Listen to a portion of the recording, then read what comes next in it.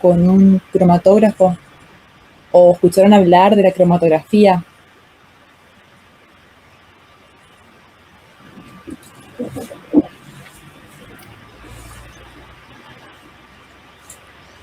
Bueno, la cromatografía, para los que no saben, nunca escucharon, es una técnica de laboratorio, una técnica analítica muy utilizada y muy importante, que se utiliza para separar, identificar y cuantificar compuestos químicos. El método es un método físico de separación que está basado en las interacciones de los compuestos entre dos fases. Existe una fase móvil y una fase estacionaria, la cual pasa por medio de un soporte, que ese soporte es fijo. Entonces, la fase móvil es la que se desplaza a través de una fase estacionaria y es la que lleva, digamos, acarrea la mezcla o sea, la muestra que contiene el analito. Y que esa fase móvil puede ser un gas, o un líquido, o un fluido supercrítico. Nosotros lo que vamos a ver hoy es el tipo líquido, y si mal no me informaron, creo que la clase que viene van a dar con David la parte de cromatografía gaseosa. Bueno, y la fase estacionaria consiste en un soporte, o sea, en un sólido, que puede ser sólido o líquido, que está fijado a un sólido por donde atraviesa la fase móvil. Y acá les quiero compartir un videito. A ver si...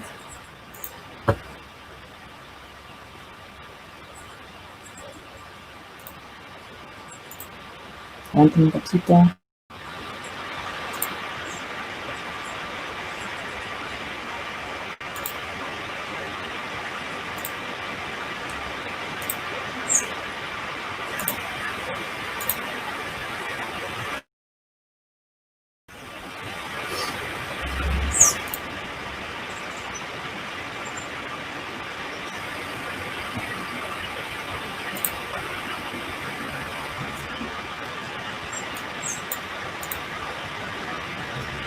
¿Ven la pantalla, chicos?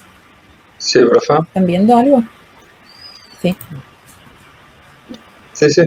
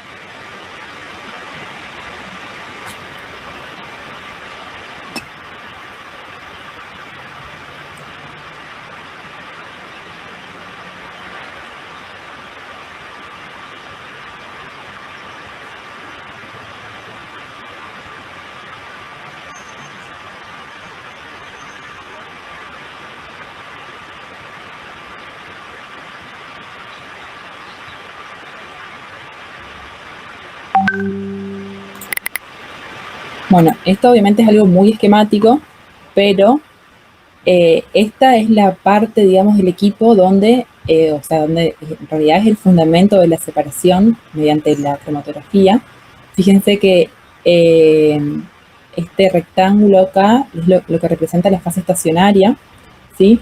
Por donde pasa la fase móvil, que la fase móvil lleva consigo los analitos que queremos separar.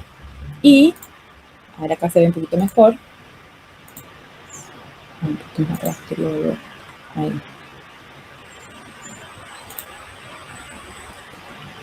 Acá tenemos, en este ejemplo, se ven 3 analitos diferentes, que obviamente están en la muestra, se encuentran de manera disuelta, de manera homogénea, pero al pasar por la fase estacionaria, aquellos analitos que tengan una mayor interacción con la fase estacionaria van a tardar más en salir, y aquellos analitos que tengan una menor interacción con la fase estacionaria son los que van a salir primero, digamos. Es decir, que estos que tienen menor interacción con la fase estacionaria es porque interactúan más en la fase móvil y viceversa. Los que interactúan más con la fase estacionaria es porque interactúan menos en la fase móvil, por lo cual quedan retenidos por un mayor tiempo, digamos, en la columna. Y esto es lo que después se traduce, lo que vamos a ver un poquito más adelante, en un cromatograma. A ver si acá vemos. Bueno, acá obviamente en este videito se ve que se obtiene de manera separada,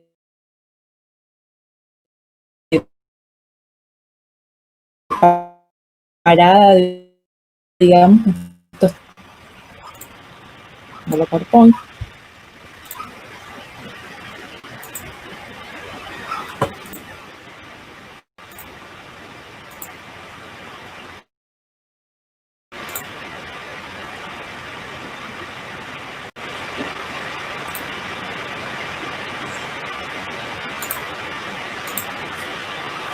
Ahí está. Ahí, ahora están viendo mi pantalla de nuevo. Sí. Sí, bueno. Y se pudo ver más o menos, mira que se cortó un poquito porque no sé, internet vieron que cuando uno hace que necesita, se cuelga, pero ¿se pudo ver el videito? Sí, más o menos. Medio lento, pero sí. Bueno, pero en realidad, o sea, la idea de mostrarles ese videito era que vean algo de manera esquemática, digamos, qué es lo que sucede en la cromatografía, que, este método, digamos, esta técnica, se basa en las diferencias de las propiedades de la fase móvil que posibilitan la separación, digamos, de los componentes que atraviesan el material cromatográfico y que tienen velocidades diferentes, ¿sí? Por eso que se separa, que se produce la separación. Como les dije, las partículas, mejor dicho, los analitos, que tienen una mayor velocidad, es decir, que se separan, eluyen primero, es decir, que se separan en un tiempo más rápido, son aquellos que tienen una menor interacción con la fase estacionaria y mayor interacción con la fase móvil. Fíjense acá, si al final de la columna tenemos un detector, digamos, que cuantifica, digamos, el contenido de los analitos de la muestra, eso se va a ver reflejado en un cromatograma que consiste en un diagrama que contiene picos, ¿sí? Fíjense que el compuesto que eluye primero, sí, es el que primero aparece, y luego aparece el de menor interacción, o sea, y por último aparece el que interactúa, digamos, en menor cantidad, digamos, con la fase estacionaria, la fase móvil, perdón. Bueno, y el proceso de separación, ¿sí? Como les dije, hay una fase móvil y una fase estacionaria. La fase estacionaria, como les dije, un soporte que puede estar, que esa fase móvil, el soporte es sólido, en el cual generalmente es un soporte de sílica, aunque puede ser de otros materiales, y está unido a la fase estacionaria, que puede ser o un líquido o un gas. En este caso son moléculas con cadena hidrocarbonada de 18 carbonos, ¿sí? Y la fase móvil es una mezcla, digamos, de agua y ácido nitrilo. Y los compuestos contenidos en la fase móvil que se desean separar, en este caso, como ejemplo, son el benzopireno y el sulfato de etilo. Fíjense que el benzopireno es un compuesto que tiene una mayor interacción con la fase estacionaria. Que esto se ve reflejado en esta imagen con esta flecha que es más grande, digamos, más gruesa, que apunta hacia abajo porque interactúa más con la fase estacionaria y menos, en menor proporción, con la fase móvil. En cambio, el sulfato de etilo, que también está contenida en la muestra, digamos, la cual queremos separar, interactúa al revés, o sea, interactúa en una mayor proporción con la fase móvil que con la fase estacionaria. Entonces, ¿qué creen que va a salir primero? ¿El benzopireno? O sea, ¿qué pico aparecería primero? ¿El del benzopireno o el del sulfato de etilo?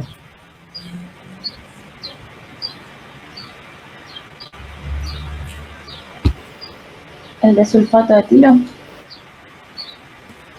Exactamente, el de sulfato de etilo, porque es el que está, digamos, no está interactuando con la fase estacionaria, no está arraigada a la fase estacionaria, sino que está con mayor interacción con la fase móvil, es decir, que va a adquirir prácticamente la misma velocidad, o una velocidad más similar, digamos, a la de la fase móvil.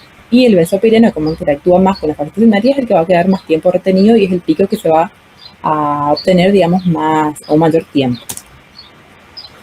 Bueno, ¿cómo aparece, digamos, la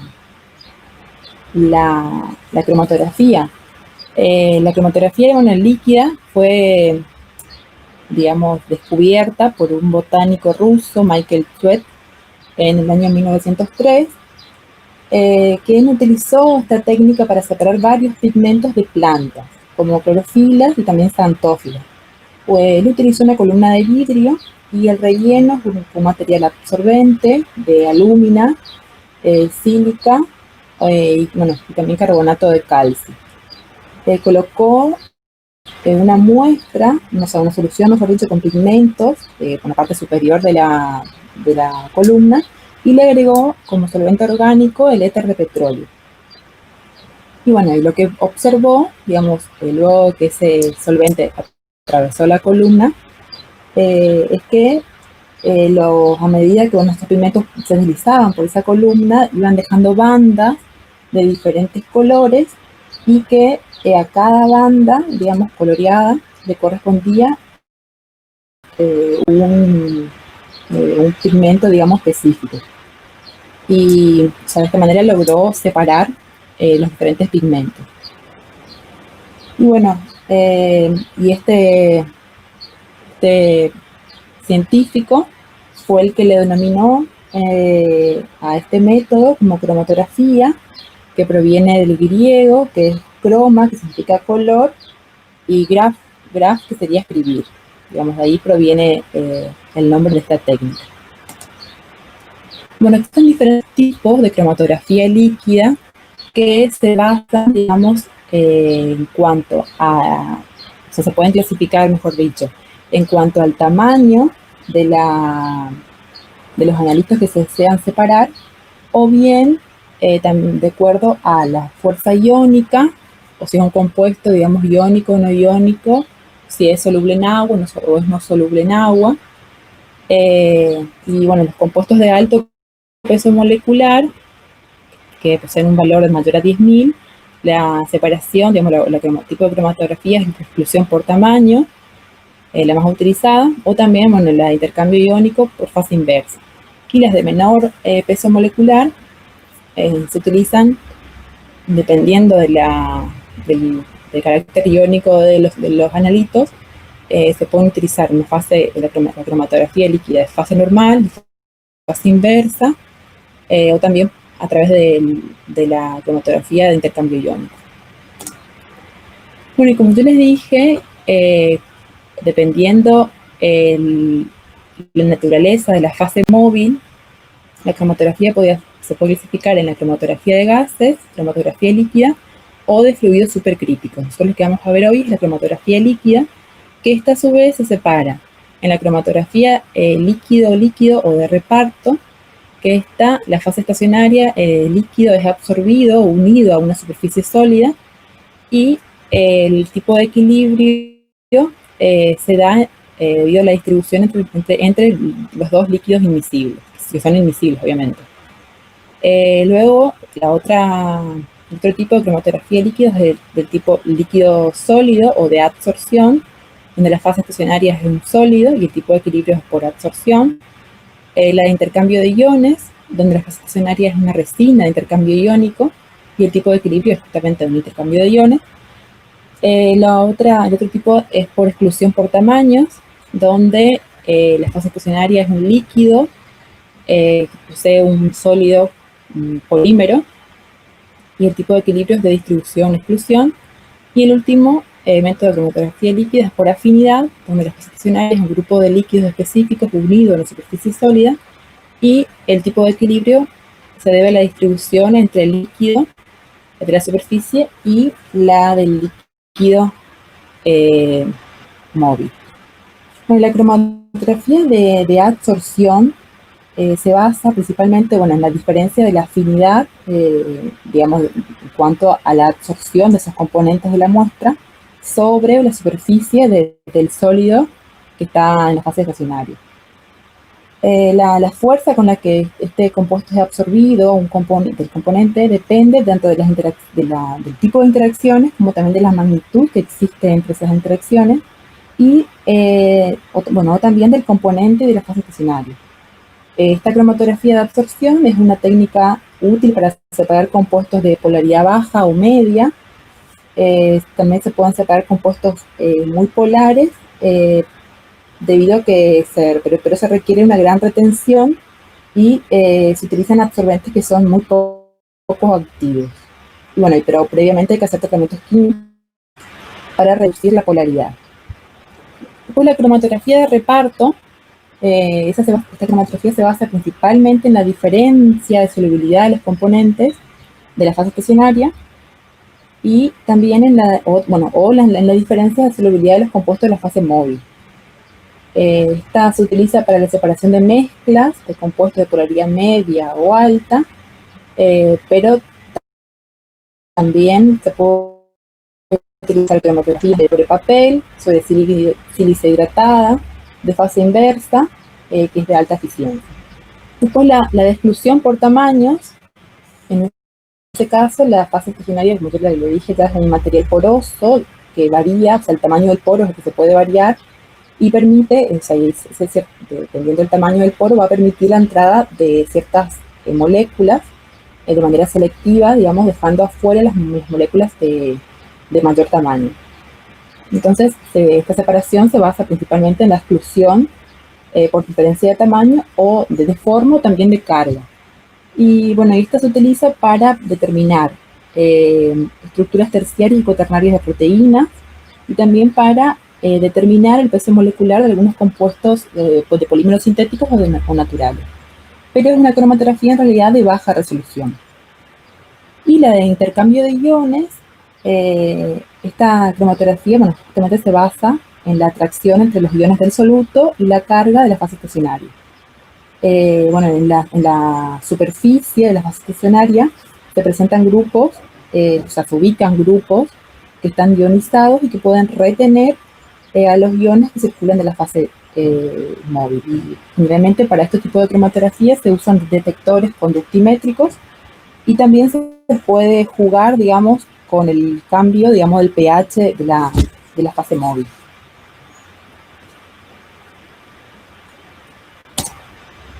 Bueno, esto es más que nada también un resumen de los tipos de cromatografía líquida. Bueno, que es más o menos lo que te lo estuve comentando. Bueno, ¿cuáles son las partes, digamos, de un cromatógrafo?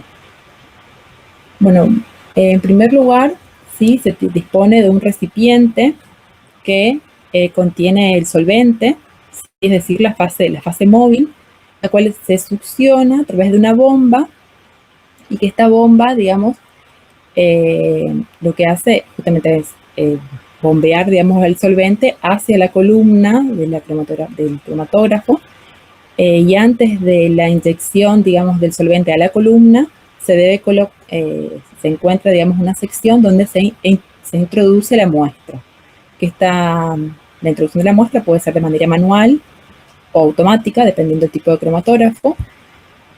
Bueno, entonces esta es la sección, digamos, donde se mezcla la muestra, digamos, el analito con la fase móvil.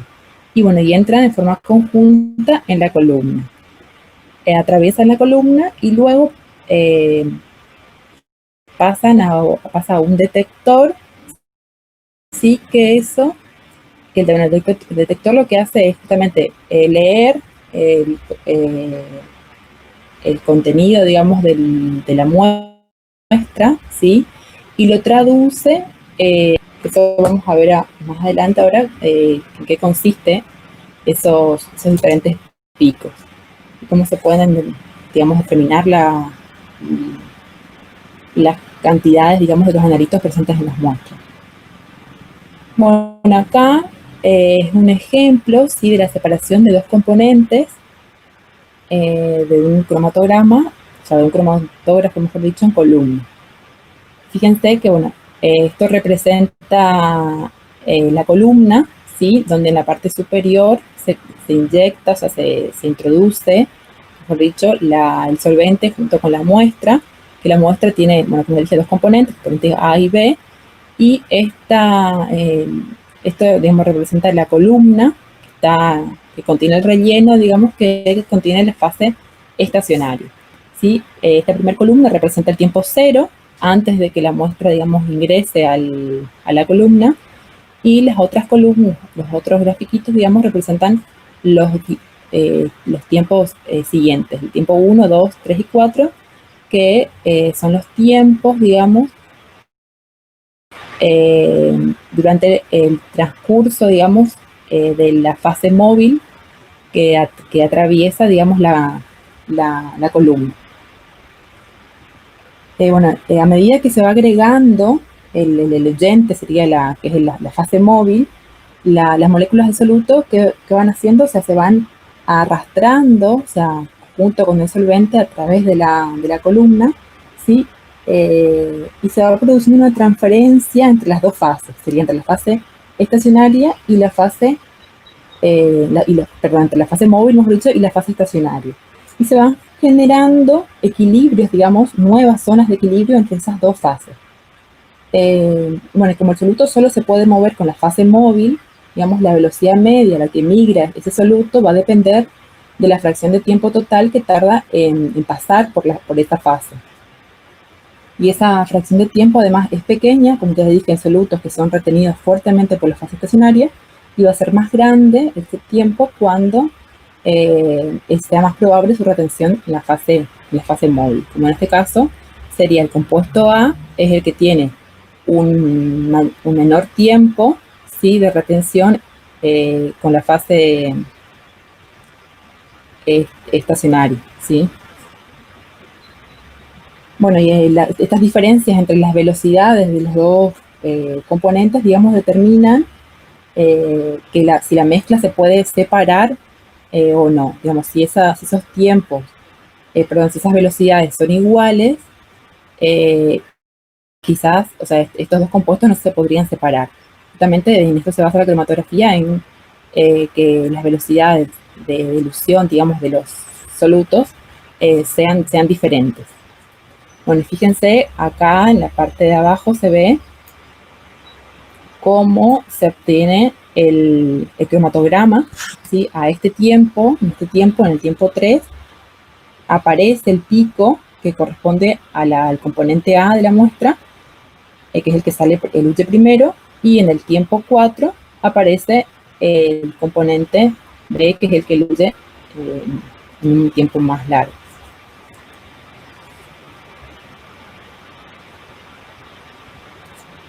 Bueno, y este cromatograma también nos sirve, digamos, tanto para realizar un análisis cuantitativo como cualitativo.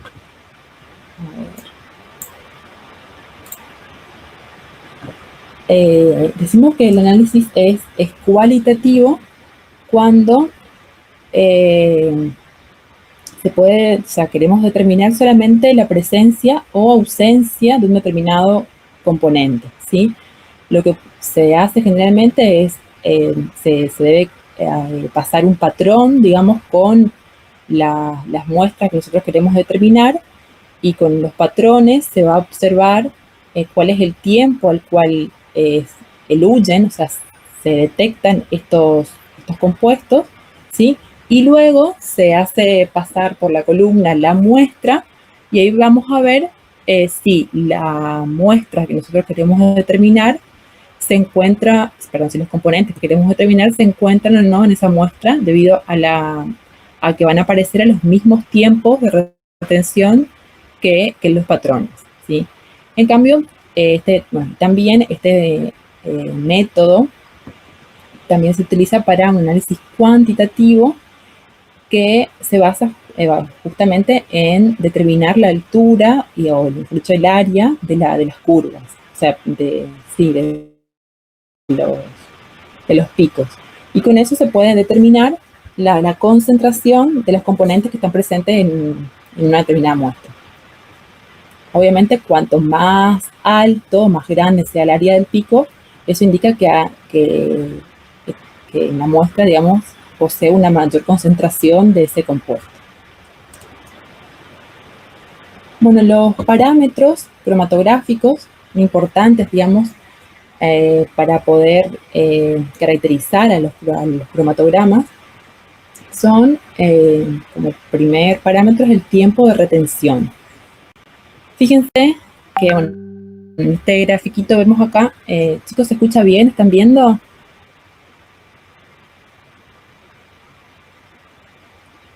Sí, se escucha. Sí, profe. Sí, bueno. En este gráfico se ve un cromatograma, así donde en este esta línea, digamos, representa la inyección de la muestra, ¿sí? Luego aparece un pico del soluto, en el cual este pico solamente indica que el detector, digamos, detecta al soluto, pero que no es retenido. Y luego de un cierto tiempo aparece el pico correspondiente al compuesto que queremos determinar. Y los parámetros que aparecen acá son el tiempo muerto, que este tiempo es el tiempo necesario para que la especie no retenida alcance el detector y proporciona una medida de la velocidad promedio de migración de la fase móvil. Luego el TS, o en realidad algunos libros, o creo que en la diapositiva más adelante que no me di cuenta de poner, aparece como TR', con un asterisco, con un prima arriba.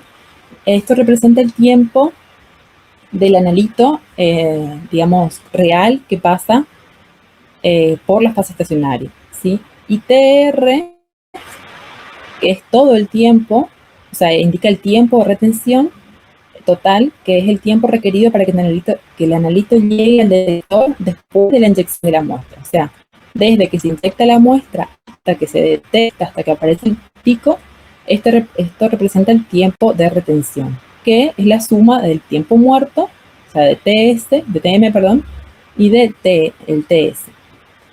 También, digamos, se puede determinar el volumen de retención que DR, en vez de TR, que equivale a, digamos, es equivalente al tiempo de retención, que es el volumen que fluye desde la columna, desde la inyección de la muestra hasta que se produce el máximo pico correspondiente a una sustancia que ha interactuado con la fase estacionaria. O sea, todos los parámetros que vamos a ver más adelante también se pueden determinar en función tanto del volumen de retención como del tiempo de retención.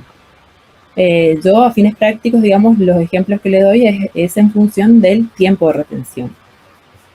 Pero en la bibliografía también pueden encontrar el volumen de retención. Otro parámetro importante es el ancho, o sea, WB, que es el ancho en la base del pico, que esta base se obtiene trazando una tangente en los puntos de inflexión en ambos lados del pico, ¿sí? Fíjense, acá se traza una tangente a la línea esta del pico, y acá se traza otra, por ahí aparece muy clarito, pero no sé si lo pueden visualizar, pero básicamente entonces esta distancia acá representa el ancho del pico. Y WH es, bueno, el WB, que es lo de abajo, es el ancho del pico, para las curvas gaussianas es igual a 4 por la desviación estándar. Y el WH, que en realidad es el ancho a la altura media del pico, se utiliza para determinar, digamos, o mejor dicho, para cuantificar aquellos picos que no tienen una distribución gaussiana. Bueno, acá se ve un poquito mejor, ¿sí? Fíjense que, bueno, esto representa, bueno, es el pico de un determinado compuesto, donde acá se ven por ahí más nítidamente las tangentes, ¿sí? En la parte, bueno, en la base se representa el WB, que es el ancho del pico, que para, como les dije, para curvas gaussianas es igual a 4 por la desviación estándar. A la mitad de la altura del pico es WH, que representa 2,354 sigma. Y bueno, también por ahí hay otras posiciones de alturas que también se pueden utilizar para determinar otras medidas. Otro parámetro que también es importante es el factor de capacidad o el factor de retención, que se representa con la letra K. Está representado por el tiempo, el de TR' sobre el tiempo muerto. O sea que esto es igual al tiempo de retención total menos el tiempo muerto sobre el tiempo muerto. Que este factor es un factor adimensional que expresa la retención de un compuesto por la fase estacionaria, pero que es independiente del caudal de la fase móvil. Y está comprendido entre un valor entre 1 y 15, a valores más elevados, digamos, mayores a 15, se podrían, digamos, separar mejor los picos, pero se tardaría mucho más tiempo de separación. O sea, en cromatografía también se busca, digamos, ese equilibrio, digamos, de que el ensayo no dure tanto, digamos, de buscar la menor especificidad posible del método a un tiempo corto, digamos. Bueno, también este factor K se puede obtener, digamos, como la relación que hay entre los moles del soluto, entre la fase estacionaria, y los moles del soluto de la fase móvil. Bueno, como les dije, cuando el valor de K es menor a 1, la separación es pobre, o sea, no se logra una óptima separación de los compuestos. Cuando es mayor a 30, la separación es muy lenta, o sea, se puede lograr la separación, pero nos llevaría un tiempo muy prolongado. Y lo ideal es que esté comprendido entre 2 y 10, que es la separación óptima. Bueno, otro parámetro es la eficiencia de la columna. Que bueno, esta eficiencia se puede, digamos, también determinar como el grado de ensanchamiento de las bandas que experimenta un compuesto que pasa a través de una columna y que está determinado por la altura de plato y por el número de platos. Bueno, obviamente que el principal objetivo de la cromatografía es separar los compuestos de la muestra. Entonces, cuanto más tiempo permanezca un compuesto dentro de la columna, más interacciona con la fase estacionaria y más se separa del otro compuesto poco retenido. Pero a la vez, como les dije, si ese tiempo es muy largo, la banda se ensancharía mucho más y disminuye a su vez la eficiencia de separación. Entonces hay que buscar un equilibrio entre el tiempo, digamos, y entre el ancho de la banda. Y se supone que, o sea, se aplica en este caso, digamos, para determinar la eficiencia, que en la columna cromatográfica ocurre digamos, o que está, mejor dicho, compuesta la columna por un número determinado de platos, que existen un equilibrio, digamos, condiciones de equilibrio entre tanto el soluto, entre la fase móvil y la fase estacionaria. Fíjense, acá supongamos que estos como recipientes acá representarían cada un plato, digamos, de donde se produce el equilibrio entre, o sea, un equilibrio del soluto entre la fase móvil, que es lo celeste, ¿sí? Y la fase estacionaria. Fíjense que de izquierda, por la parte izquierda superior, ingresa la fase móvil con el compuesto, ¿sí? Y pasa a través de la columna hasta llegar al final si nos imaginamos, ¿no? Al final de la columna. Y en cada etapa, digamos, como se aplica una teoría de los platos, en cada uno de los platos se produce un equilibrio entonces del soluto entre la fase estacionaria y la fase móvil, ¿sí? Cuanto más platos teóricos estén en la columna, es posible más equilibrio y mejora la calidad de la separación.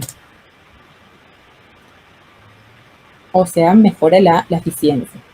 Bueno, acá es otro diagrama, ¿sí? Que se representa también una columna cromatográfica, ¿sí? Que tiene todas esas rayitas, representaría cada uno de los platos teóricos, ¿sí? Y uno de estos platos, ¿sí? Es lo que se ve acá en forma aumentada. Este plato tiene una determinada altura, ¿sí? Y bueno, y en ese plato lo que ocurre es lo que vemos acá a la derecha, en forma ampliada, que es similar a lo que representa en este otro diagrama, es un equilibrio del soluto entre la fase estacionaria y la fase móvil. O sea que a medida que, no sé si entienden esto, chicos, que a medida que el soluto va atravesando la columna, se van formando nuevos equilibrios, ¿sí? Y se generan sucesivos equilibrios hasta llegar al final de la columna. Bueno, como dice acá, cuanto más número de platos, o sea, cuanto más equilibrios se forman, mejor va a ser más eficiente va a ser la separación. Bueno, y acá aparecen, como les dije, esa eficiencia va a depender tanto de la altura de los platos como del número teórico de esos platos. Y en este caso, bueno, acá vemos que la altura de plato va a estar representada por la desviación estándar, o mejor dicho, la varianza sobre la longitud de la columna. Fíjense que el pico de la muestra, digamos, si tiene una distribución gaussiana, la mitad de la curva va a estar representada por el valor de sigma, ¿sí? Y porque habíamos dicho que todo el ancho del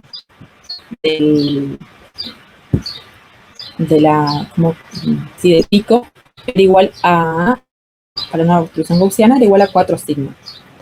Entonces la mitad, bueno, en este caso sería, no sé por qué me aparece 1, pero en realidad sería 2.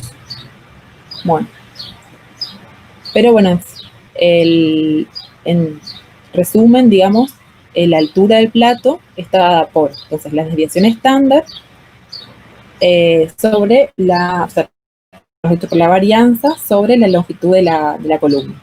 Y el número teórico de platos está dada por esta ecuación, que es igual a 16 por el tiempo de retención sobre el ancho al cuadrado. Es decir, se tiene en cuenta el tiempo de retención, o sea, el tiempo que tarda en aparecer el pico, ¿sí? Sobre el ancho de la base del pico, ¿sí? Eso al cuadrado por 16.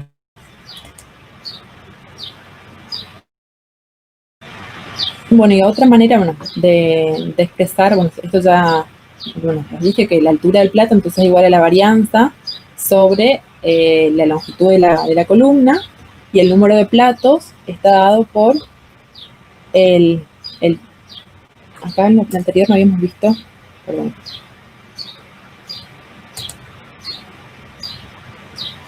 Bueno, el número de platos también está dado por tiempo de retención sobre desviación estándar al cuadrado. Bueno, y sabiendo que el n, que es el número de platos, es igual a la longitud sobre la altura, y además, bueno, acá fíjense que si nosotros a esta ecuación acá de número de platos, de tiempo de retención sobre sigma al cuadrado, nosotros sabemos que si expresamos en función del ancho de banda, recuerdan que el ancho de banda era 4 sigma.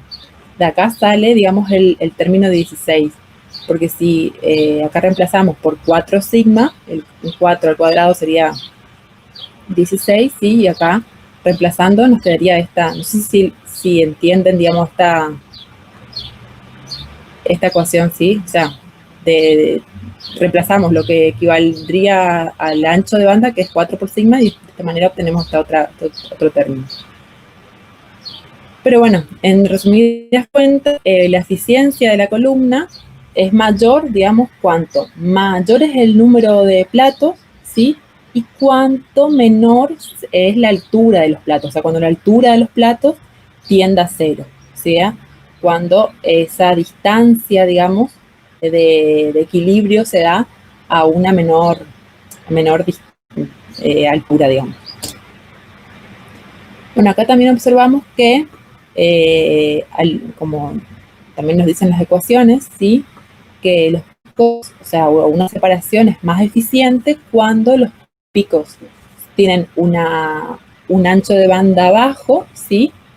Y bueno, y obviamente cuando hay una gran separación entre estas dos bandas. La representación en color celeste es la que tiene mayor eficiencia, mayor eficacia de separación, respecto a esta rosada que tiene una menor eficiencia de separación.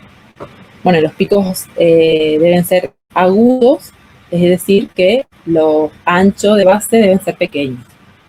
Bueno, acá también los picos, digamos, que se separan en su totalidad, ¿sí? Tienen una mayor eficiencia que estos otros picos que no lograron separarse debido a que justamente no pueden, o sea, tienen tiempos de retención muy similares, con lo cual la eficiencia es baja. O sea, acá dice, bueno, una baja eficiencia terminará complicando la resolución, es decir, que los picos no podrán separarse. Bueno, otro parámetro de la cromatografía es el factor de selectividad, que está determinado por alfa, que es la relación entre el tiempo de retención de un compuesto, ¿sí? Del que sale, digamos, el segundo respecto al primero. Y es un indicativo de si ocurre o no la separación. Valores altos de alfa indican una mejor separación. Valores bajos indican que estos picos están saliendo muy juntos, que en algunos casos si es muy bajo el valor de alfa, quiere decir que los analitos no pueden separarse. Bueno, y la resolución de la columna, bueno, este es el mismo grafiquito que el anterior, por ahí me olvidé de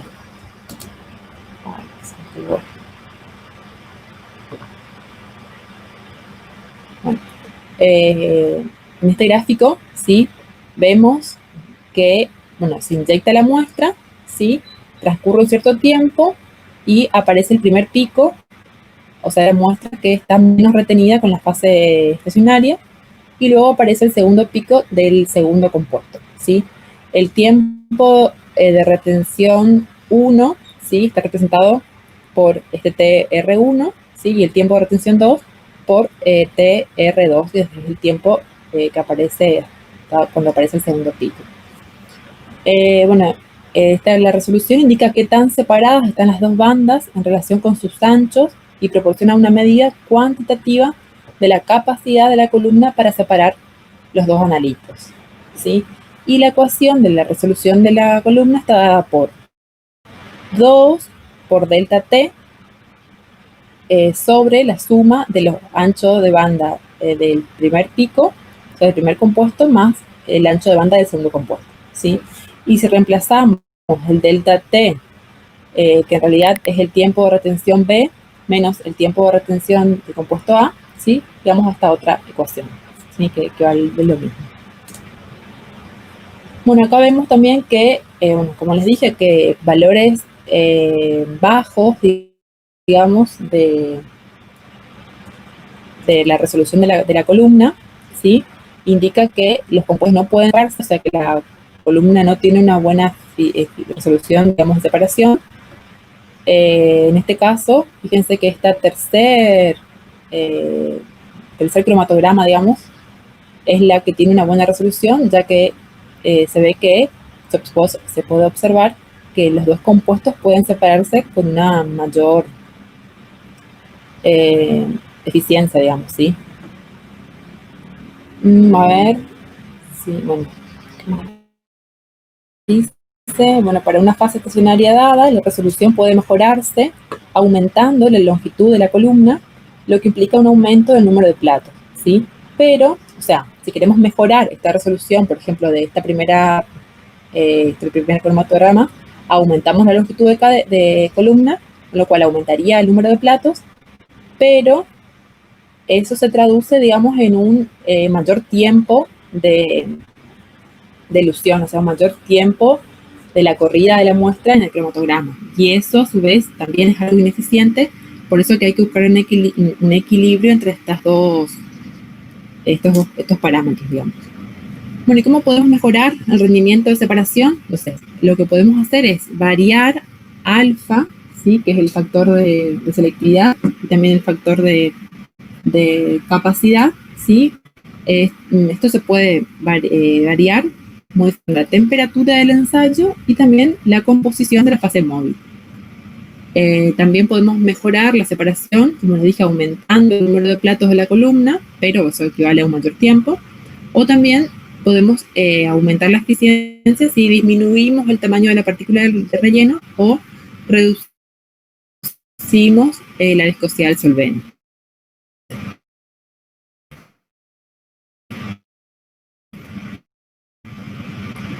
Bueno, acá se ve un poquito chiquito, pero fíjense, es diferente, ¿sí? Para la misma muestra, ¿sí? Acá en el primer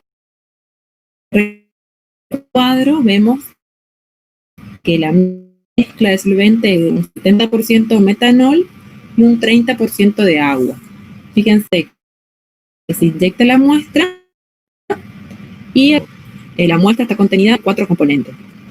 Es decir, que esta mezcla de solventes no es adecuada para poder separar estos compuestos. En esta otra proporción de solventes, fíjense que aumenta el contenido de agua, o sea, la mezcla de solventes está conteniendo un 60% de metanol y 40% de agua. Se logra, por lo menos, separar un poco los 5 componentes, ¿sí? Pero igualmente no se pueden separar del todo. Se aumenta aún más el contenido, o sea, la proporción acuosa, o sea, la fase más polar, digamos, del solvente. Acá sí se logra una separación de los componentes, ¿sí? Y en cambio, si aumenta aún más la proporción de agua, si un 60% de agua y un 40% de metanol, podemos separar aún más, ¿sí? Con mayor eficiencia, digamos, la separación de estos componentes. ¿Ustedes qué creen? ¿Qué sería lo más conveniente acá? ¿Usar la proporción de solvente C, o sea, un 50 y 50, o esta proporción D, digamos, que es un 40 de metanol y un 60 de agua?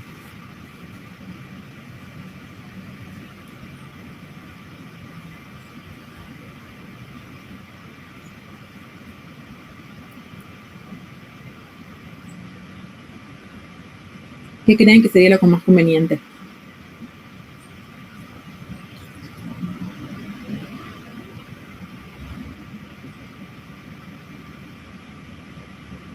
Bueno, en realidad, con las dos proporciones se logra una buena separación, pero como con esta proporción ya se obtiene una buena resolución de la columna, o sea, una buena separación, y el tiempo de ilusión es menor, se opta por elegir esta mezcla de solventes, ¿sí? ¿Se entiende? O sea, nosotros lo que estamos haciendo, o sea, en este gráfico, lo que se hace es, al cambiar la composición del solvente, se varía el valor de K, ¿sí? O sea, que se pueden separar con una mayor eficiencia los componentes. Y bueno, y la mezcla 50 y 50 es la que obtiene una resolución adecuada a un menor tiempo.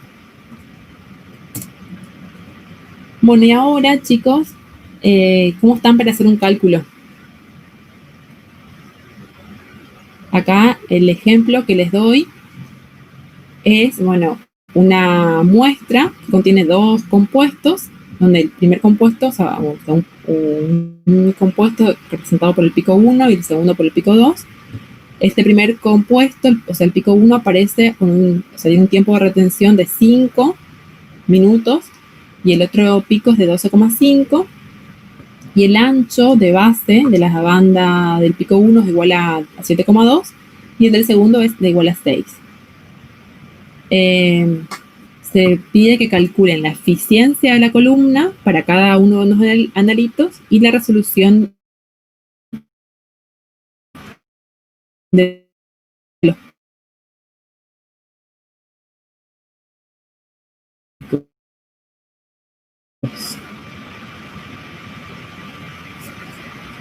¿Cómo están para hacer los cálculos?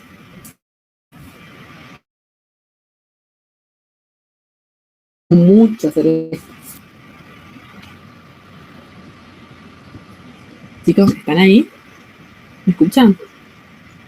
Podemos probar, profe, pero subí al...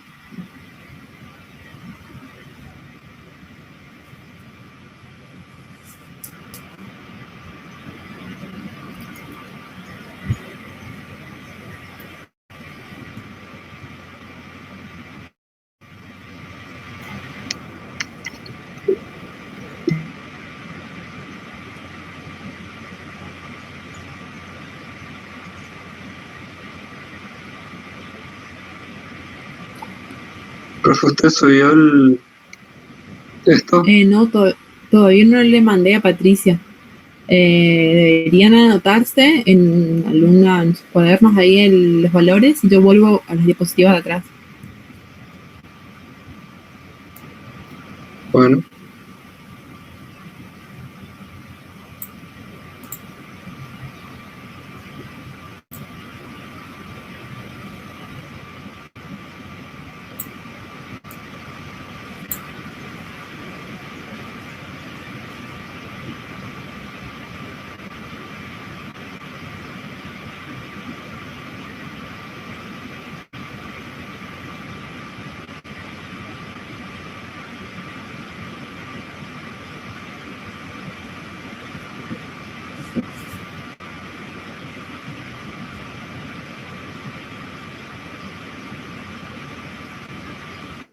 Copiamos, profe.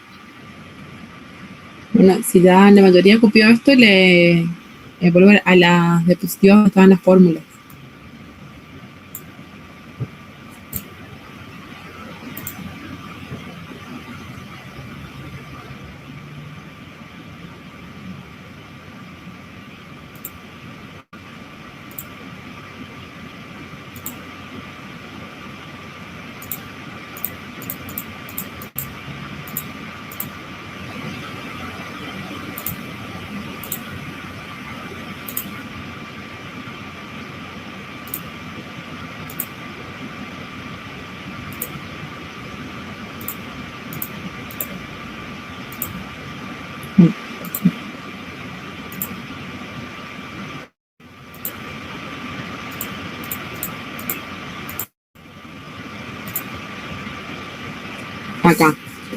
Acá tienen la ecuación para el cálculo de n, ¿sí? Tienen que n es igual al tiempo de retención sobre el ancho de base de pico al cuadrado. Y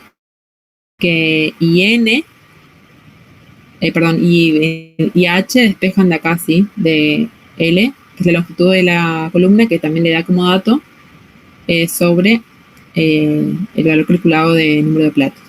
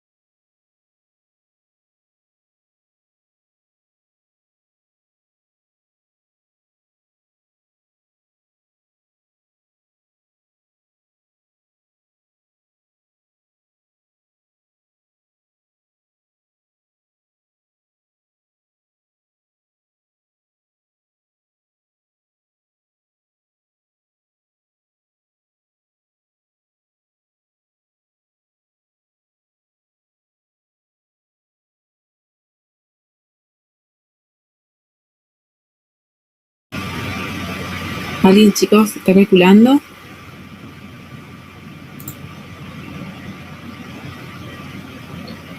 El R puede ser 0,284.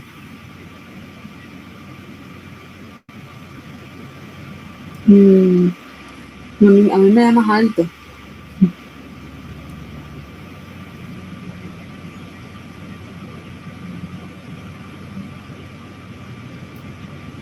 Tenemos que el tiempo del compuesto B es 12,5, ¿no?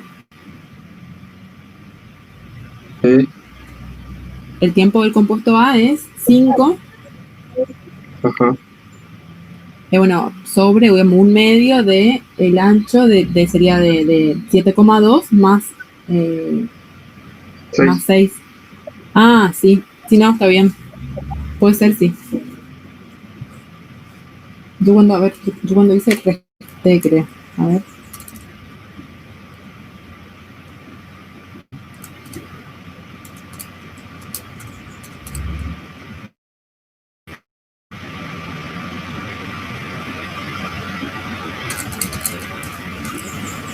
A mí me da 1,36.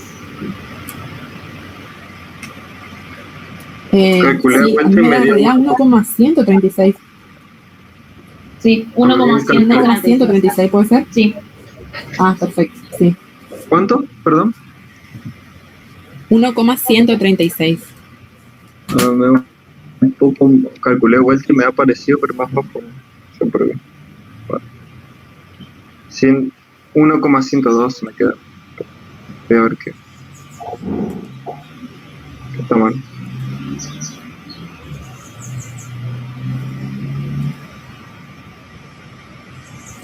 Fíjense que el valor óptimo, digamos, de separación, o sea, de una buena resolución de la columna, es un valor que esté por encima de 1,5, ¿sí?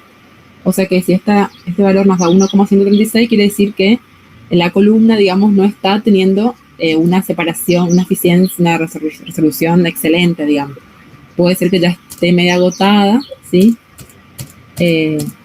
Pero bueno, eso nos indica el valor SDR. ¿Y Ahí alguien me da, calculó el calculé valor? vuelta y media. Está bien. ¿Y alguien calculó el N, el número de platos del pico 1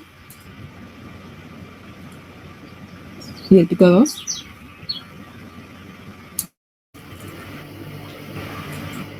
¿8 y 70 puede ser?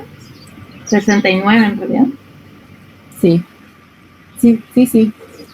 Eso es N. ¿Y H? H, fíjense que la longitud de la columna es 5 centímetros. Eso me olvidé de calcular. 0,648, uno puede ser, Sí, y el otro 0,072. sí. Perfecto. Entonces, ¿qué nos quiere decir esto? Que este primer pico, o sea, el pico 1, tiene un N, o sea, el número de platos igual a 7, o sea, igual a 8, y con una altura de plato de 0,64, ¿sí? Y este segundo pico tiene un número de platos igual a 70, ¿sí? Con una altura de plato igual a 0,072. Entonces, ¿cuál, digamos, de las dos separaciones, digamos, de los dos compuestos, digamos, es más eficiente? Del compuesto 1, o sea, del pico 1 o del pico 2.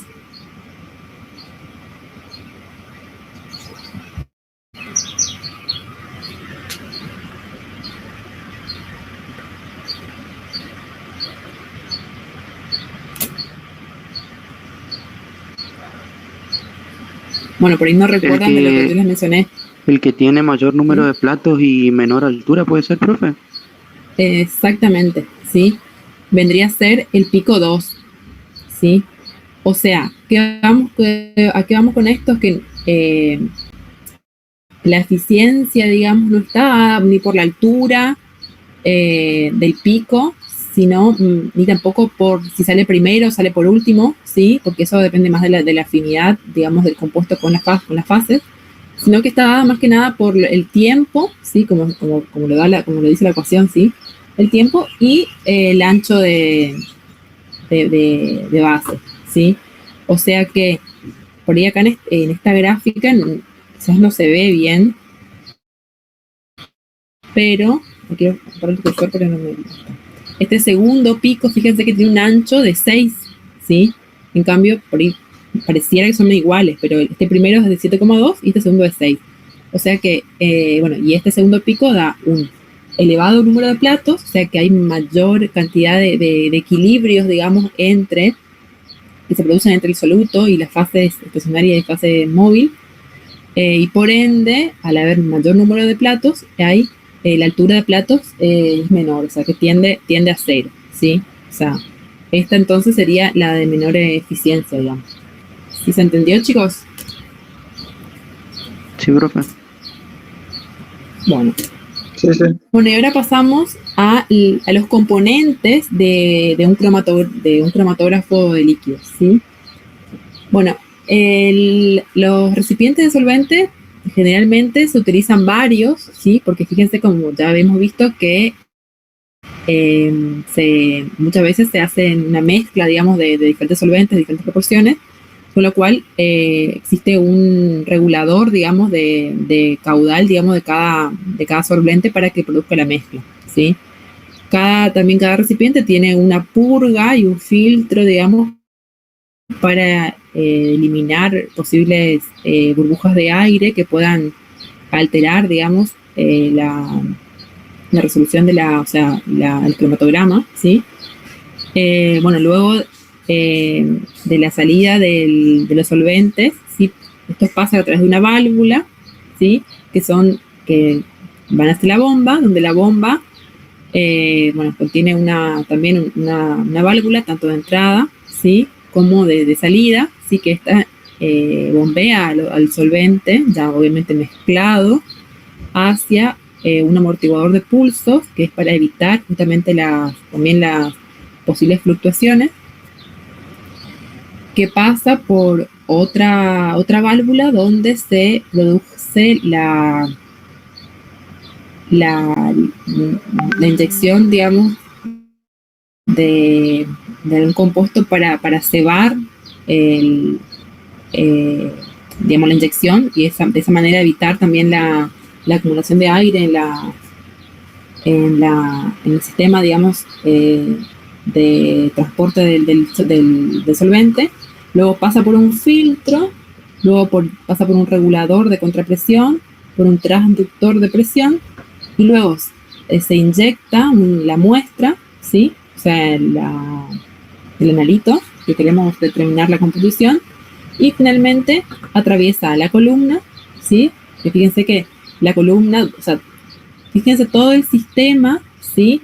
Que contiene un cromatógrafo, pero el lugar, digamos, la sección donde ocurren las separaciones en esta pequeña columnita, ¿sí? Que acá en esta columna justamente es la que contiene la fase estacionaria en su interior, y bueno, por la cual atraviesa la fase móvil, ¿sí? O sea, el solvente con la muestra, ¿sí? Luego pasa al detector para poder determinar y cuantificar los componentes que presenta la muestra. Los tipos de ilusiones pueden ser una ilusión, o sea, isocrática o con gradiente. La isocrática es cuando se utiliza solo un solvente o una mezcla de solvente, pero de composición constante, o sea, siempre es la misma composición del solvente. Pero en cambio la ilusión con gradiente consiste en dos sistemas de solvente y algunas veces más, o sea, pueden ser más de dos, que difieren en su polaridad y varían en su composición durante la separación, ¿sí? Esta relación entre los dos solventes se hace variar de manera programada, o sea, el equipo ya se programa, y la relación de volumen de los solventes se puede modificar lineal o exponencialmente con el tiempo, dependiendo también de cuál sería el objetivo de la separación.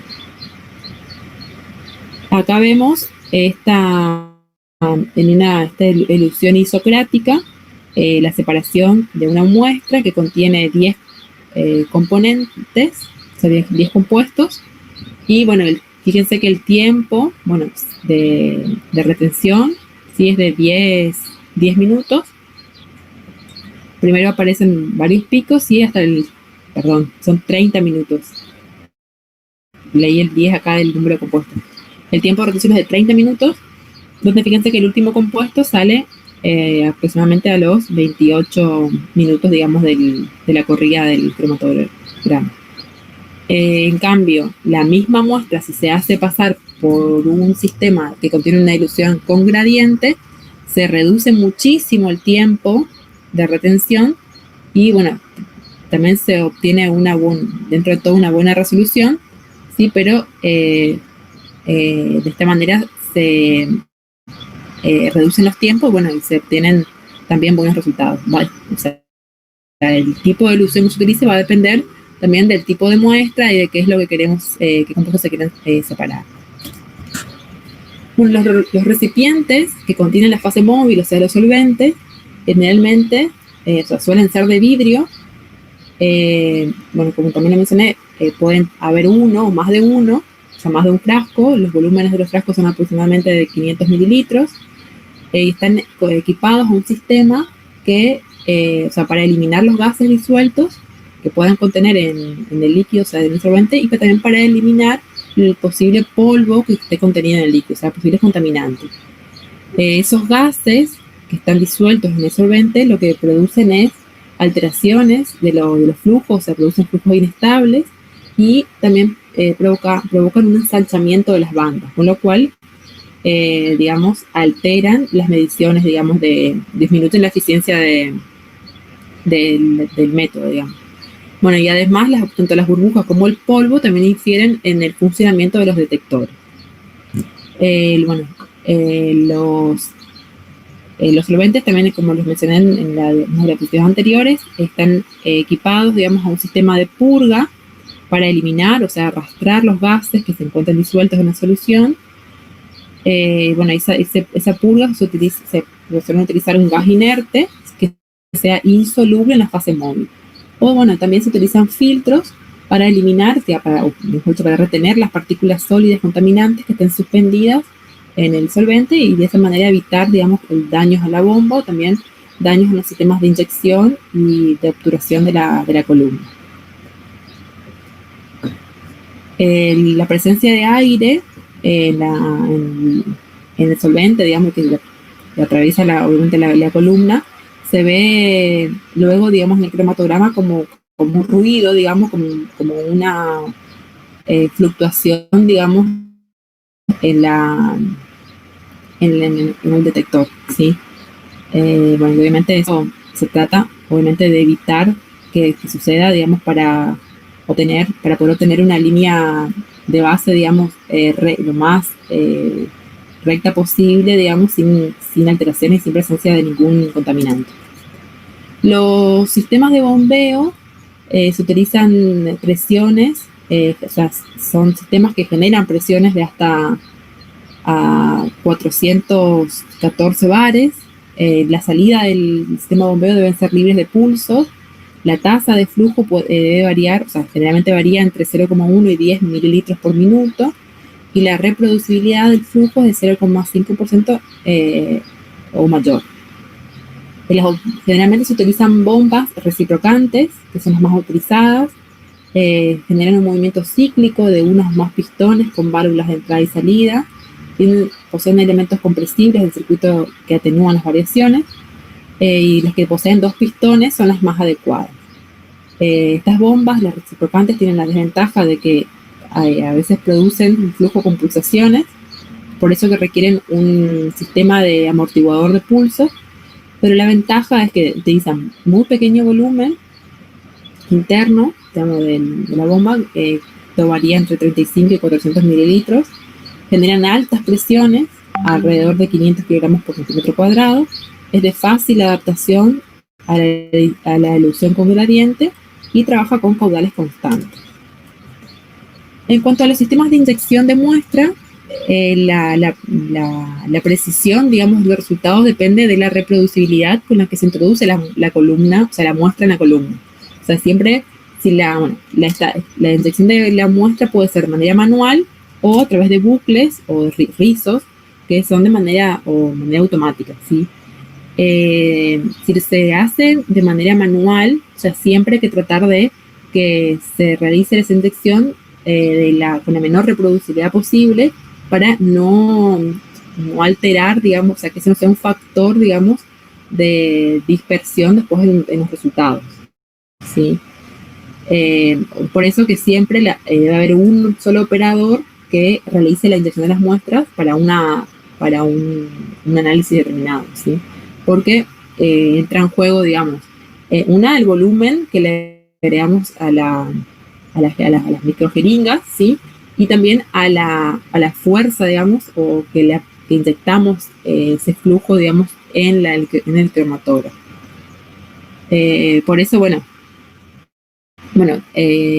existen obviamente equipos que tienen inyección manual, que son los equipos más sencillos, son los antiguos también, evitan despresurización, y la inyección obviamente se producen en flujo detenido.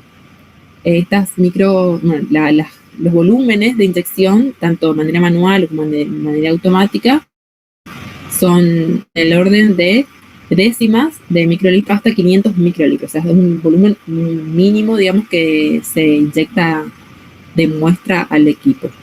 Bueno, y la inyección con rizos o con bucles, digamos, consiste en la inyección a mayores presiones, digamos, y se genera una mayor precisión, digamos, del volumen de la inyección de la muestra. Esto varía, bueno, entre 0,5 y 500 microlitros. Acá vemos en esta imagen de arriba la inyección manual. Estas son las jeringas manuales, ¿sí? Que están en el orden de 1 microlitro. Sí, estos son filtros que se utilizan también para eliminar posibles impurezas, digamos, de las muestras. Y bueno, y en esta otra imagen vemos la inyección con bucles, o también denominado con rizos, donde se carga la muestra a un determinado depósito del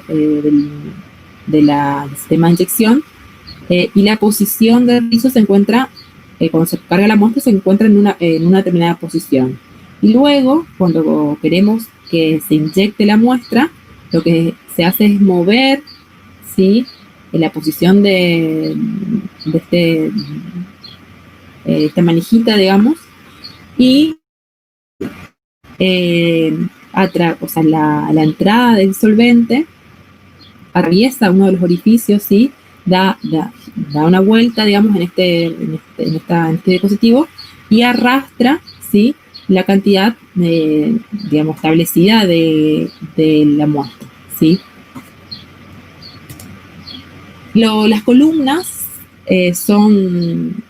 poseen un diámetro interno uniforme, son columnas rectas, pueden ser de acero inoxidable, de vidrio resistente o de polímeros.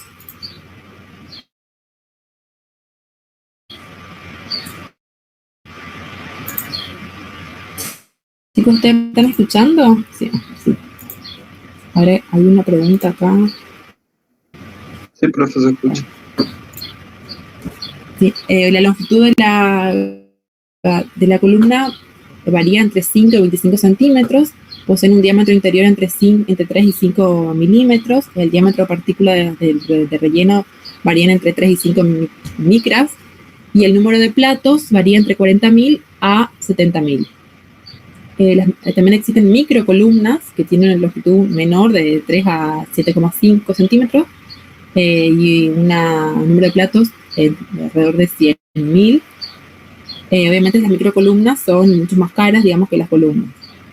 También existen también unas precolumnas que se utilizan para mejorar la vida útil de la columna. Tienen un relleno similar, pero de mayor tamaño de partículas. Y estas se utilizan para eliminar posibles contaminantes, digamos, que tenga el solvente. Por eso es que aumentan, digamos, la vida útil de la columna, porque la vida útil de la columna va a depender justamente de que se saturen, digamos, la fase estacionaria debido a los contaminantes que llevan la fase móvil.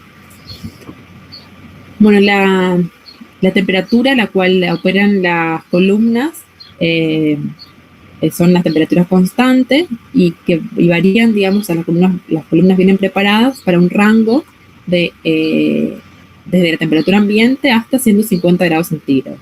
Pero obviamente que un determinado ensayo, un determinado análisis, sí o sí debe hacerse a temperatura constante en un ambiente un ambiente controlado, ¿sí? Tanto de temperatura como de humedad, para evitar, digamos, posibles alteraciones en los resultados.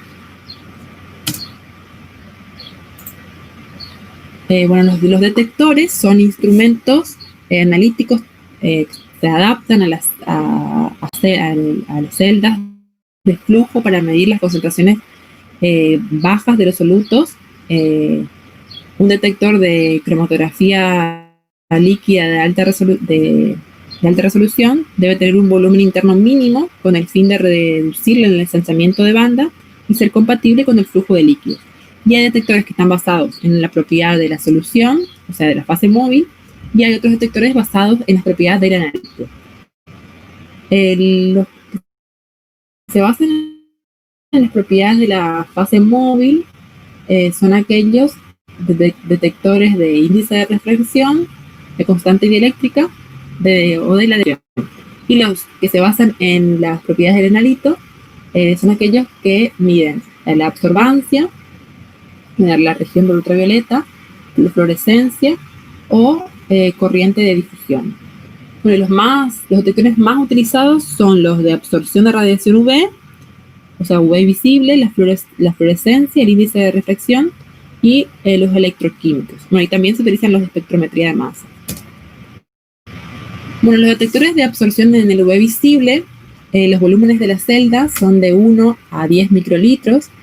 La longitud de la trayectoria es de 2 a 10 milímetros. Pueden ser de simple o de doble haz. El de doble haz, un haz atraviesa la celda del eluyente y la haz de referencia. Y el cromatograma resulta una gráfica de absorbancia en función del tiempo. Los detectores de absorción con capacidad de barrido pueden ser tanto en el rango del UV y UV visible, y operan, estas pueden obtenerse el cromatograma amplitud de onda de cada pico, y cuando los picos estén suficientemente separados. Si están muy juntos los picos, no se puede hacer, digamos, esta discrepancia, digamos, en las diferentes longitudes de onda. Los detectores de absorción en el IR, en el infrarrojo, las celdas son similares a la de UV visible. La longitud de la trayectoria es de 0,2 a 1 milímetro y posee limitaciones, o sea, baja transparencia de los solventes al IR y rápido deterioro de las ventanas de la celda. Los detectores de fluorescencia se detectan por medio de un transductor fotoeléctrico que se coloca a 90 grados, digamos, respecto a las de excitación. Los detectores más sencillos utilizan una fuente de excitación de mercurio y uno o más filtros para aislar una banda de la radiación emitida. Los instrumentos más complejos consisten en una fuente de xenón y emplean un monocromador de red para aislar la radiación fluorescente. Bueno, estos detectores se utilizan ampliamente para detectar aminoácidos hidrolizados de proteínas. Los detectores del índice de refracción, la fase móvil pasa por la mitad de la celda y el eluyente de la columna por la otra. Las dos partes están separadas por una placa de vidrio a un determinado ángulo. La luz se desvía al atravesar la placa. Son sensibles a los cambios de temperatura y generalmente se utilizan para métodos de ilusión con gradiente y para determinar contenido de azúcares, o sea, de muestras que poseen azúcar. Además, los del índice de refracción, en la fase móvil, perdón, este es lo mismo. Los de detectores de dispersión de luz El eluyente de la columna pasa por un nebulizador donde se transforma en una fina niebla mediante flujo de nitrógeno o aire. Las gotitas pasan en un tubo donde se evapora la fase móvil y se forman finas partículas del analito. Es muy sensible y está limitado por la volatilidad de la fase móvil. Un detector electroquímico se basa en la amperometría, la voltametría, la coulometría o la conductimetría. Poseen una elevada sensibilidad, es sencillo, económico, digamos, y de mucha aplicabilidad. No son compatibles con alusión por gradiente. Los electroindicadores de platino o de oro y los volúmenes de la celda varían entre 1 a 1,5 microlitros. Y los detectores espectrométricos de masa, se requiere una muestra en fase gaseosa y la salida de la columna de cromatografía de líquidos es un soluto disuelto en un solvente. El solvente se tiene que convertir en vapor y ahí se ioniza a presión atmosférica. Bueno, ahora vamos a ver lo que se refiere a la cromatografía de reparto. Esta cromatografía es una de las más utilizadas, digamos, de la cromatografía de HPLC, o sea, la cromatografía de alta resolución. La fase estacionaria es un líquido que es invisible con la fase móvil. Las columnas son de fases, están unidas, digamos, de las dos fases. El relleno es estable, deben ser estables y ser obviamente insolubles con la fase móvil. Están preparados con una sílice rígida o composiciones a base de una sílice. Son compatibles con la elusión por gradiente, poseen partículas resistentes, porosas y uniformes. El diámetro de las partículas varía entre 1,5 y 10 micrómetros, siendo las óptimas entre 3 y 4 micrómetros. La superficie de la sílice contiene cerca de 8 micromol por metro cuadrado del grupo de oxidrilo y sus áreas superficiales varían entre 10 y 300 metros cuadrados por gramo. Y esta cromatografía se pueden clasificar según su polaridad en fase normal y fase reversa o fase inversa. La cromatografía de fase normal, de la fase estacionaria, presenta puntos activos que tienen alta polaridad, ¿sí? Y las interacciones que se producen con el soluto son específicas de ese grupo activo, ¿sí? Además, la fase estacionaria puede ser un soluto absorbente, como os dije también de sílice o alúmina, o un soporte al que se unen químicamente moléculas orgánicas que tienen diferentes grupos funcionales con variada polaridad. Eso va a depender obviamente de qué compuesto nosotros vamos a querer separar, o sea, de nuestro analito, de qué fase estacionaria, o sea, qué soluto de la fase estacionaria vamos a utilizar, ¿sí? Estos grupos que están unidos, digamos, a la fase estacionaria pueden ser, como dije, de variada polaridad, como pueden ser grupos ciano, grupos diol o grupo amino. En la cromatografía de fase normal, la fase móvil es no polar, ¿sí? O sea, que el solvente debe ser, como la fase estacionaria es polar, la móvil es no polar, por ejemplo, puede ser hexano, cloroformo o etiléter. Y lo que ocurre es que el analito, o sea, el compuesto que deseamos separar menos polar, va a ser el que va a salir primero, ¿sí? Y al incrementar la polaridad de la fase móvil, disminuye el tiempo de la elusión, o sea, el tiempo de salida. En cambio, la cromatografía en fase inversa o reversa, la fase estacionaria, o sea, el revestimiento que está fijo es no polar, generalmente es un hidrocarburo que tiene unido, digamos, a un grupo R, a la fase estacionaria, que es al sólido, grupos R que pueden ser, hidrocarburos de compuestos, digamos, de cadenas de diferentes números, digamos, de carbono. Pueden ser una cadena de 8 carbonos, de neoctilo, o una cadena hasta una cadena de igual a 18 carbonos, N-octadecilo. En este tipo de cromatografía, la fase móvil es un solvente polar, ¿sí? A la inversa de la fase normal. Este solvente puede ser agua, metanol, acetonitrilo o tetrahidrofurano. Generalmente se utiliza agua como fase móvil porque es bajo costo, digamos, y además porque es no tóxico, es transparente, compatible con muchos analitos biológicos. Y en este caso los componentes más polares van a ser los que aparecen primero, y un aumento en la polaridad de la fase móvil incrementa el tiempo de ilusión, ¿sí? Acá en esta imagen vemos que lo de la izquierda, digamos, representa una cromatografía en fase normal, sí, y lo de la derecha una cromatografía en fase inversa. La polaridad de los solutos, hay 3 compuestos que se desean separar. El compuesto A es el más polar, digamos, que el B, o sea, el compuesto C va a ser el menos polar. Y fíjense que en la cromatografía de fase normal, el compuesto que primero eluye, o sea, que primero sale, es el compuesto menos polar, ¿sí? En cambio, en la fase inversa, el que primero eluye es el compuesto más polar, ¿sí? En la fase normal, si nosotros aumentamos la polaridad de la fase móvil, ¿sí?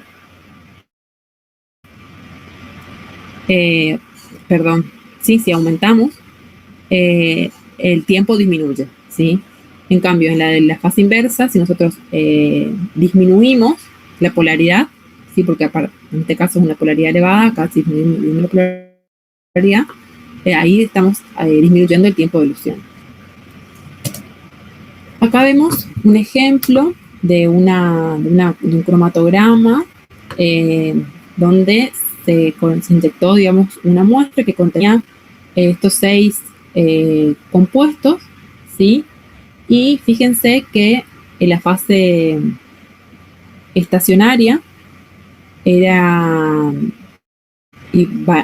sería una cromatografía de fase inversa, ¿sí? Donde se varía el grupo R, digamos, de la fase estacionaria, la que va unido al sólido, o sea, al silicato.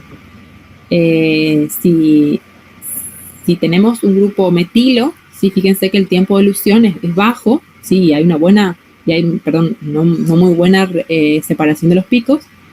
Si el grupo R es un octilo, o sea, un grupo que posee una cadena de 8 carbonos, hay una mayor separación, ¿sí? Pero si es un octadecilo, hay una separación más eficiente, digamos, de los compuestos, ¿sí?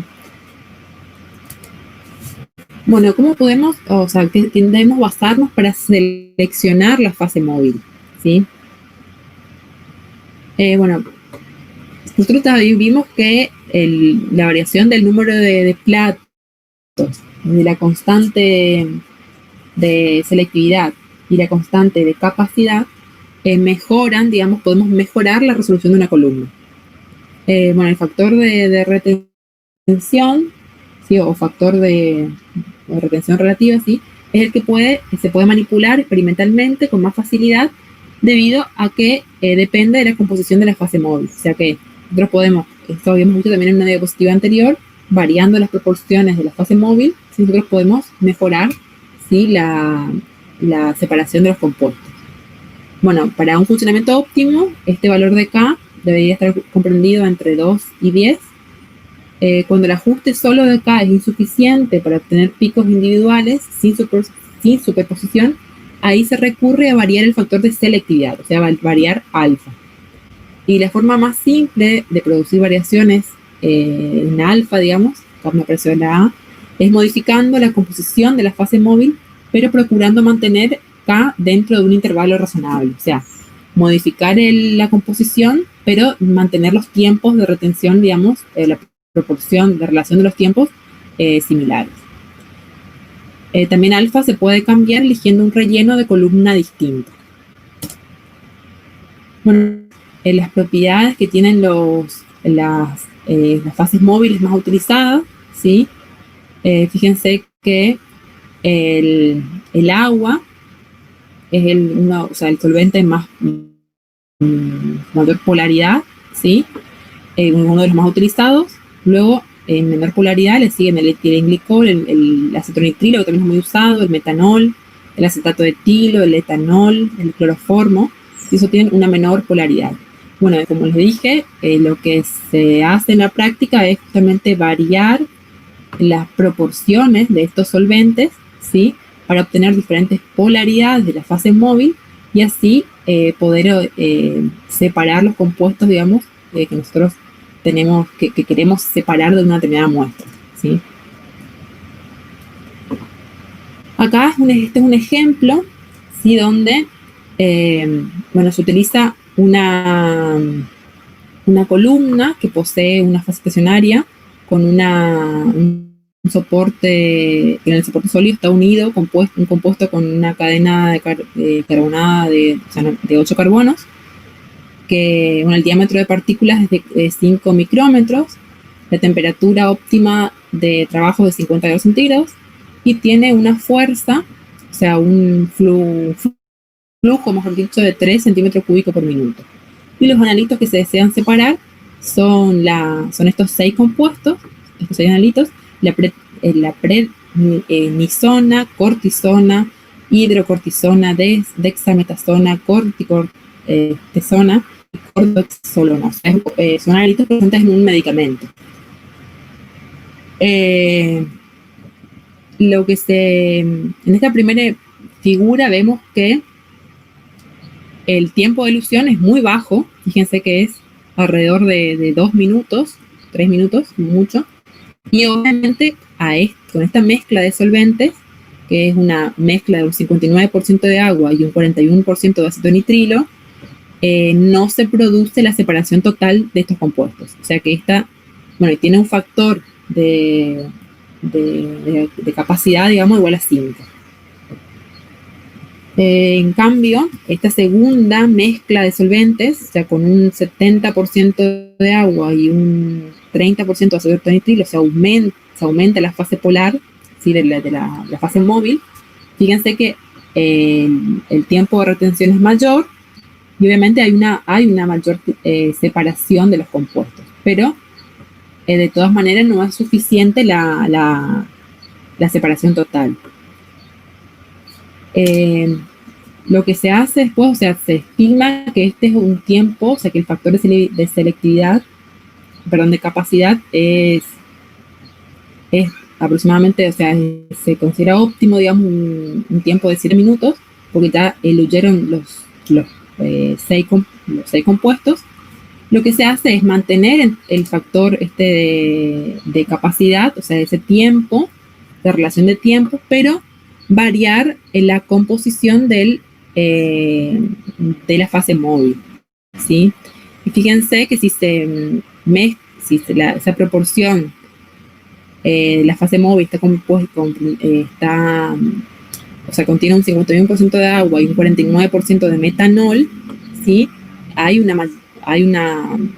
sea, estos primeros 3 compuestos por ahí todavía no se separan correctamente, ¿sí?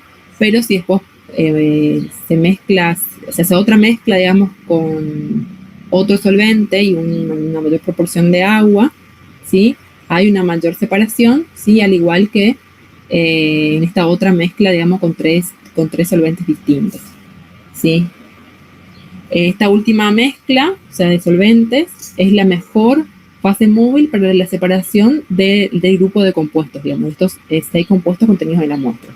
Fíjense que estas 3 gráficas acá, o sea, estos 3 cromatogramas, lo que se hace es variar la fase móvil, pero mantener el factor de capacidad, digamos, con un valor igual a 10. Eso es tetrahidrofurano. ¿Cuáles son? Sí, era ese, no me acordaba el nombre. Tetrahidrofurano, sí. Esta última mezcla es acetonitrilo, tetrahidrofurano y agua. ¿Sí? Bueno, por último, ¿cuáles son las aplicaciones de la cromatografía? Ustedes habrán escuchado hablar que es una técnica, también en la introducción le dije, es una técnica muy utilizada para la determinación y cuantificación de muchos compuestos, tanto en el área de farmacia, digamos, para determinar antibióticos, sedantes, esteroides, analgésicos, en el área de la bioquímica para cuantificar aminoácidos, proteínas, carbohidratos, lípidos, en alimentos para determinar la presencia de edulcorantes, artificiales, antioxidantes, aflatoxinas, aditivos. También se utiliza para determinar compuestos contaminantes o tomar muestras para ver si contienen plaguicidas, herbicidas, compuestos fenólicos. En el área forense, para determinar la presencia de fármacos, obviamente en estos casos de también determinación de contenidos de presencia de venenos, alcohol en sangre, narcóticos, y en química clínica también para determinar ácidos biliares, metabolitos de fármacos, extracto de orina, estrógenos, etc. Bueno, chicos, y la bibliografía utilizada, la que utilicé para el desarrollo de este tema es el SCOOP, que es Principios de Análisis Instrumental, y el Day Underwood, que es Química Analítica Cuantitativa.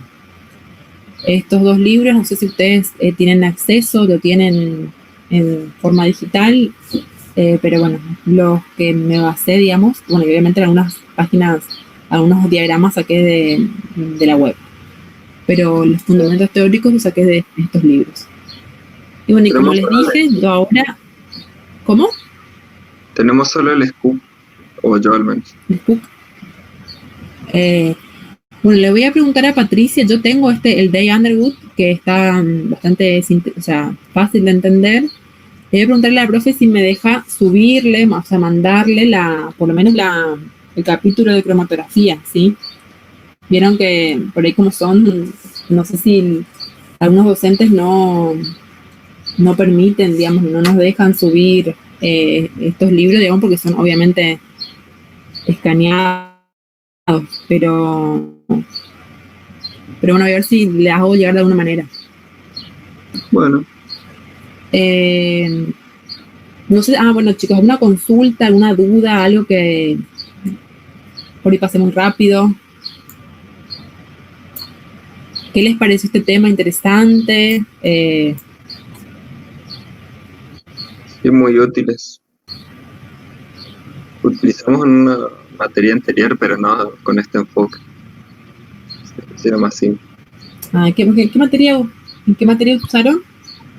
Química biológica 2, hay un laboratorio que se utiliza, pero no así, digamos, no analíticamente, sino el concepto, digamos, en experiencia con cromatografía. Bueno. Bueno, igualmente ahora, como les dije, la próxima clase, que no sé qué día tienen, le van a ver el tema, o sea, la cromatografía de gases con David, no se lo...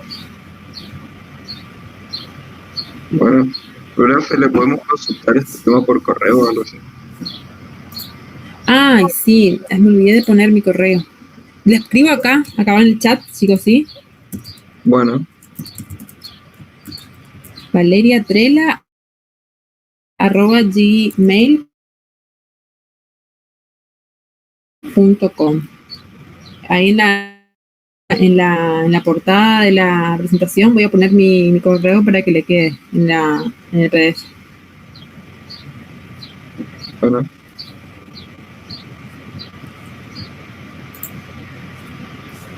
Bueno, chicos, si no tienen una consulta, algo, damos por finalizada la clase. Y bueno. Una consulta sobre... Sí. Usted dijo que era sobre el laboratorio, ¿no? Yo sí, soy del laboratorio. Sí, quería saber sobre el próximo trabajo porque tengo entendido que el 4 tenemos que rendir el segundo parcial y no tenemos el material todavía. Pero chicos, yo soy de laboratorio, pero de la otra asignatura, de química analítica, pero de las ingenierías. Yo no soy ahora le estoy dando esta teoría, pero no estoy, digamos, en esta materia, así que le deberían preguntar, yo no sé si está Marcela y Janet, ¿puede ser? ¿O Carla?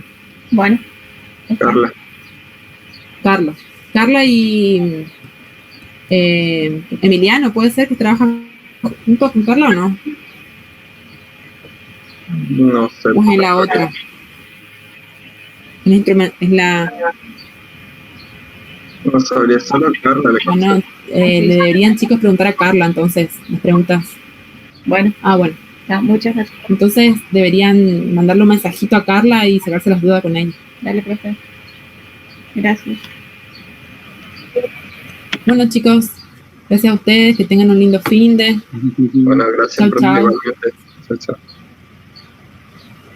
Gracias. Gracias.